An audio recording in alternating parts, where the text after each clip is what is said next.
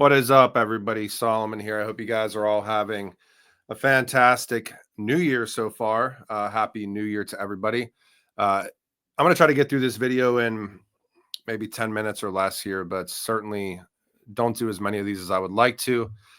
That being said, I'm sure a lot of you guys saw this. This came out last night. Brad Garlinghouse and Stuart Alderati, head of legal at Ripple, having dinner with the next president, obviously Donald Trump, and just crazy. I mean, seeing stuff like this is pretty wild, given the fact that, we've been talking about this channel started, I don't remember, 2020, but being on Twitter since 2017 or 18, and all the stuff we kind of dug into.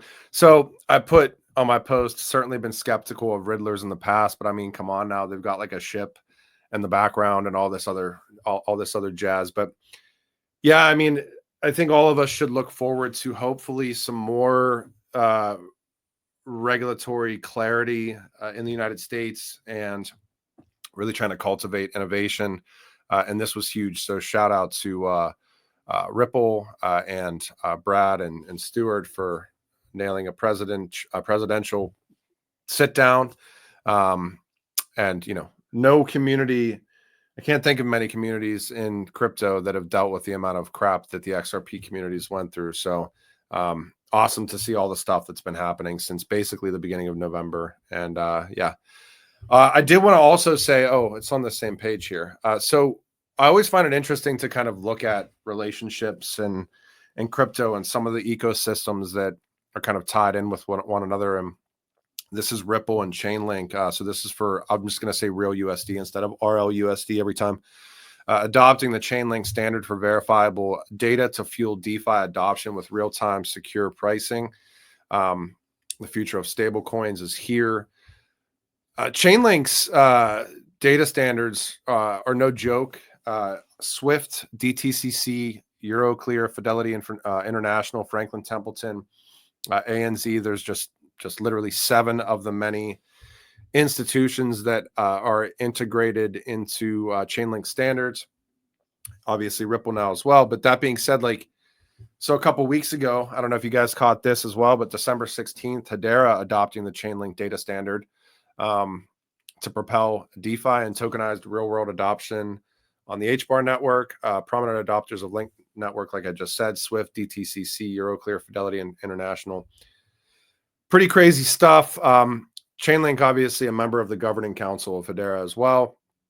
But this isn't the first time that we've seen overlap with the Hedera Ripple type of relationships. You'll see another one here in a couple of minutes with LF, or Linux Foundation's Decentralized Trust. I did want to say, so this came out yesterday. This is Cointelegraph saying that Solana is proposing a new lattice-based hashing system to fix scalability issues and boost network efficiency. And Hedera's reply ratioed Cointelegraph. It's Mr. Bean copying off of the homework of another guy. So found that pretty interesting. And I'm going to play this quick clip for you because HBAR Foundation, I don't know if this was Zepsi, who does awesome work at the foundation, is the one that published this or not. But it kind of does give you a background. And, it's interesting. You see like Solana going through some of the scalabilities and uptime issues. We definitely know that Solana has experienced those uptime issues going down. There was a period or a span of like 3 or 4 months where it seemed like it was like almost every month. But looking at scaling solutions that have overlap with some of the hashgraph tech. But let me play this real quick for you guys. Hopefully you can hear it. We will get to a world that really is fast and secure and fair, and we will enable to then have this vision of shared worlds, big public ones, little private ones, everything connected. That was the idea. That was 5 years ago. I like playing with math, so I kept playing around with how would you do it, and I convinced myself, yeah, it's impossible. You can't do that. There's no way that you can have really high throughput because and also have all these security and fairness properties. You just can't do it because ultimately you end up having to tell everybody what you think and then tell people what other people thought, and then you can have millions or billions of extra votes and receipts on votes floating around. It just doesn't work. So I was able to convince myself it's not possible. And I set it aside, and it would come back and haunt me, and it would keep nagging at me. And so I would pick it up again, and I would spend a couple of days going through it and going through the math and realizing, no, I was right. It really is impossible. You can't do that. And set it aside again. And this kept going for years. I have lots of math problems. Some I've been working on for decades. They just, for whatever reason, I don't know why, they just latch onto me and I can't get away from them. And eventually I said, wait a second. If we're all just talking to each other and you include a tiny bit of extra information, we could each end up with a complete history of exactly how we talked to each other in what order. But if I had that, I would know exactly how information flowed through our community. I would know what you know. I would know when you learned it. I would know what you know about what Alice knows, and what you know about what Alice knows about what Bob knows, and about when they learned it. I would know so much that I could take one of those huge, impractical, impossible, too slow voting algorithms and do it with no votes at all. I could just sit here and say, oh, I know how you would vote, so don't bother voting. Don't tell me your vote, I know it. I'll just pretend that you voted, and I'll just pretend, and I'll just get to the conclusion. And so all we do is we just talk the way we would talk anyway to send out our transactions. We had a tiny bit of information, and it gives us this entire history. The history is called a hash graph that lets you see such incredible amounts of information about who knows what when, that then you get consensus for free. I've had the opportunity to interview Lehman maybe 4 or 5 times now, and every time you just get a wealth of new information. Some of you guys that have followed this channel since the onset with the Ripple and XRP stuff have seen the overlaps over the past year too. Obviously, Ripple joining as a founding member of the Decentralized Recovery Alliance. This again is, I mean, Lehman mentioned it in the prior video. He does math problems for fun, essentially trying to basically abstract away all the complexities and user experience with key recovery, which is still to this day in 2025, one of the biggest pieces of red tape for onboarding users into crypto and Web3. We've seen all this innovation since 2009, before obviously with some of the earlier aspects of crypto, but Bitcoin since 2009. We've not really seen anything revolutionary in terms of the ways that we safeguard our assets. And it doesn't have to be crypto. DREC deals, in identity, and just anybody that has, digital secrets or passwords or whatever that they'd like to kind of protect. This interview that we did, it was a panel with Lehman Baird, obviously within the Hedera ecosystem, Ben Jorgensen and Alex Brandis from Constellation, and John Woods from the Algorand Foundation. If you're in the Ripple community or the XRP community or the Cardano community or Algorand, any of these other layer ones, this video in like 9 minutes, pretty much right across the bow, gives you all the information that you would want to know about DREC.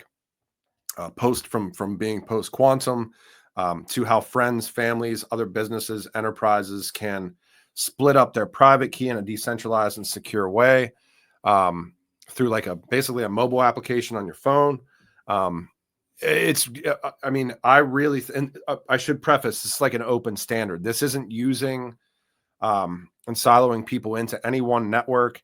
These are all cryptographic primitives that have been around for a long time that they're using to build this. They're building it out agnostic in a way that it's for the entire industry, right?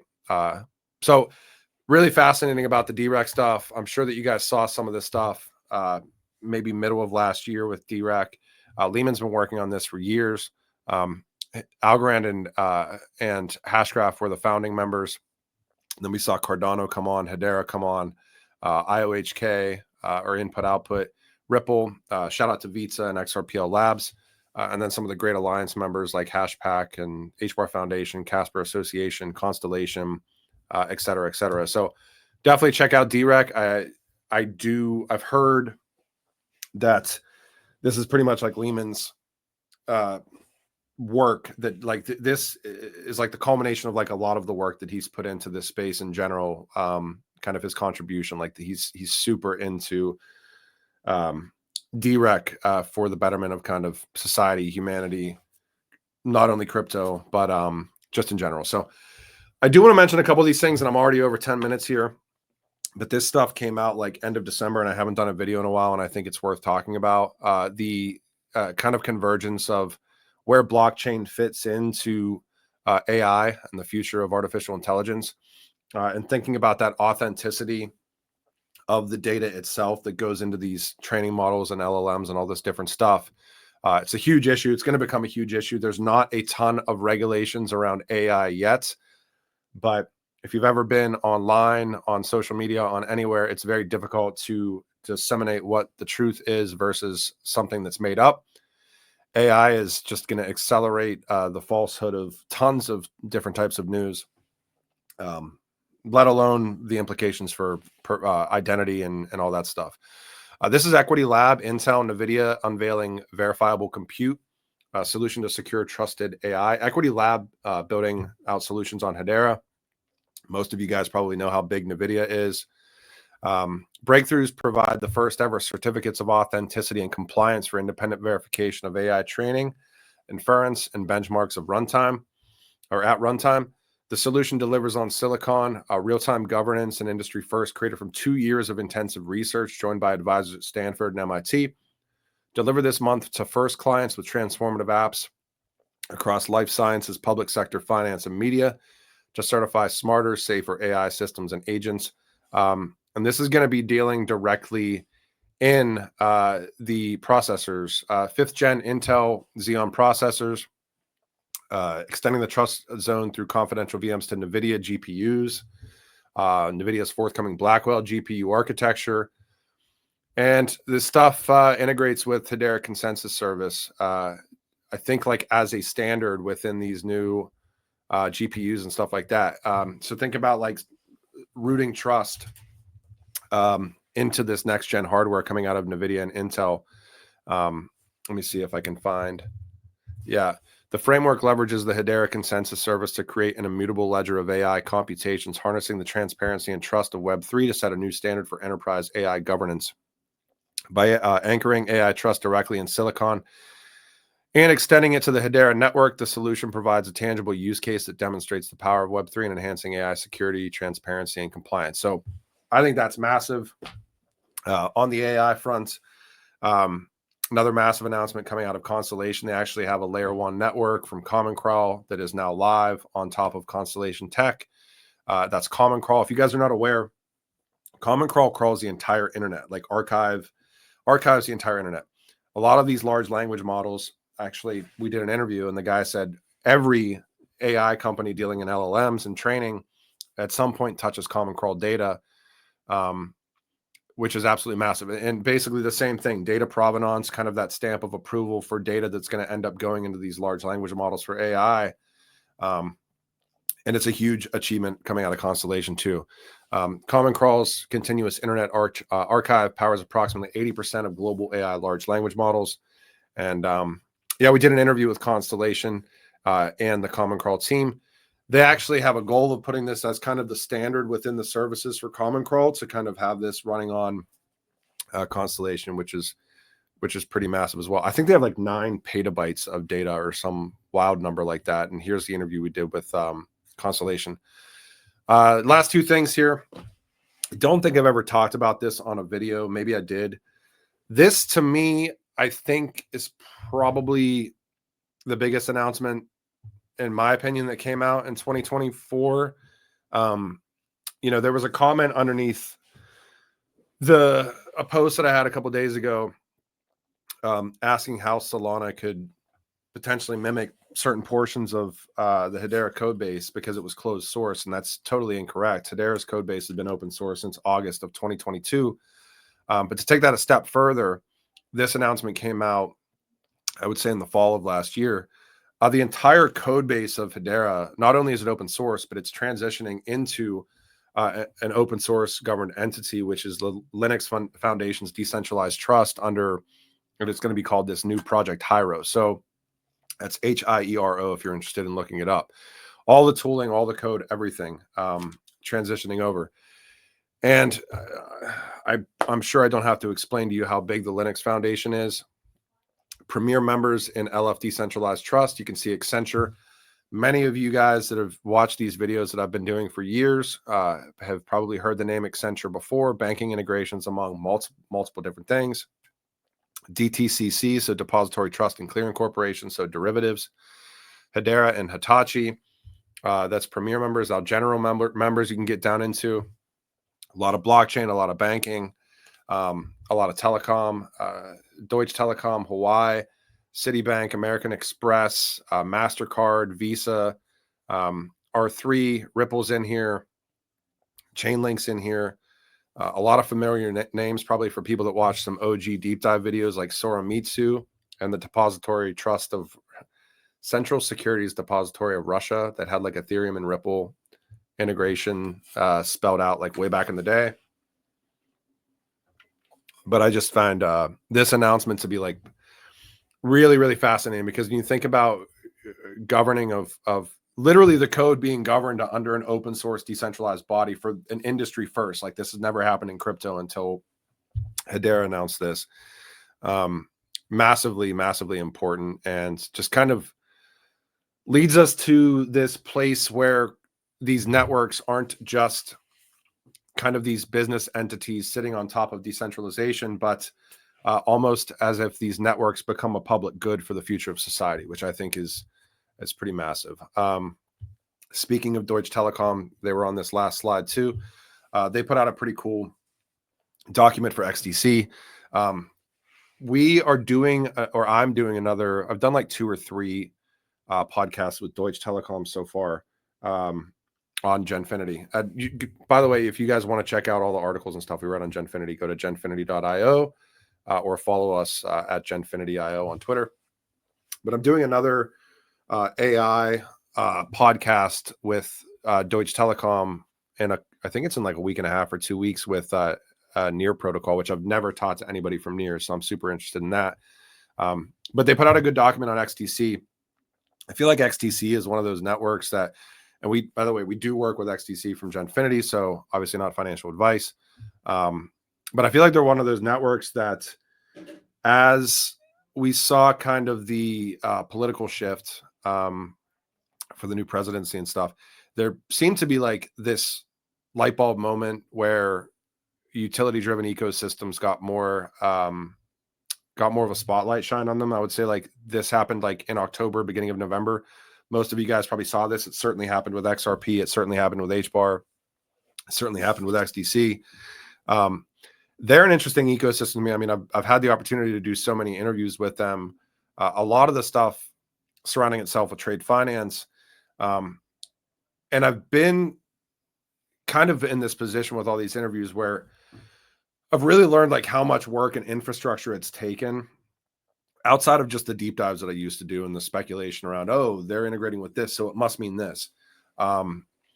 Like the amount of infrastructure it takes to really not disrupt, but literally like bolt on to traditional industry is wild. XDC has done this massively within the trade finance lens. If you guys are not aware of what trade finance is, essentially think of logistics and global shipping and all the other stuff that happens with that. There's like a 3 to 7 trillion, the number fluctuates, like gap in trade finance. That means that entities are not able to get financing for trade. And that happens a lot to the small and medium enterprises. They've kind of been on the oust. The big banks and the big entities seem to rule the roost. But this really democratizes that trade finance industry. A lot of the work that XDC has done, all the way down to, compliance aspects, to digital documentation, which, by the way, most people probably don't know this, and shout out to Citizen of the Future, who we used to do a lot of podcasts and stuff with. There's still like legality in place that dates back to the late 1800s for hand signed bills of lading. Think about that. We're in 2025. We're talking about crypto, blockchain, AI, all these things, these innovations that are coming together, digital identity, the zero knowledge stuff. And yet global shipping in a lot of jurisdictions, the vast majority of jurisdictions still deals in compliance aspects that date back tens, if not, like I just said, over 100 years, which is wild. I think England, the UK just signed a digital documentation like regulation. I think it was like a year and a half ago, which is wild. So lots of room for disruption. This post from Deutsche Telekom gets more into some of the other primitives within XDC, so masternode staking and liquid staking and DeFi and all that other stuff too. We did just do an awesome town hall with a lot of the builders on XDC at the tail end of the year here. So if you want to check that out, feel free to do that as well. Just getting into the weeds here with all of these podcasts for this year. Like I said, I've got a Deutsche Telekom one coming up that I'll give some highlights for you guys. We did the DREC one at the end of last year. We did the Common Crawl one at the end of last year. We did the XDC Town Hall at the end of last year. Starting to ramp up some of the Hedera and Hashpack kind of all hands spaces, probably starting on Monday. Again, those are on Twitter. I'm going to try to figure out a way to start sharing some of that stuff with you guys. The only thing is that those are like an hour and a half long, and YouTube is an entirely different audience. So, and I don't expect you guys to sit through an hour and a half either. So I'll try to figure out a way to get that stuff shared out to you guys. But yeah, Deutsche Telekom this month. Trying to think about any other ones. The Hedera all hands spaces start up again on Monday. Just talked with some of the team at XDC. There's going to be some cool podcasts coming out there as well. So definitely some Constellation stuff. Yeah, and huge shout out to Brad Garlinghouse and Stuart Alderati.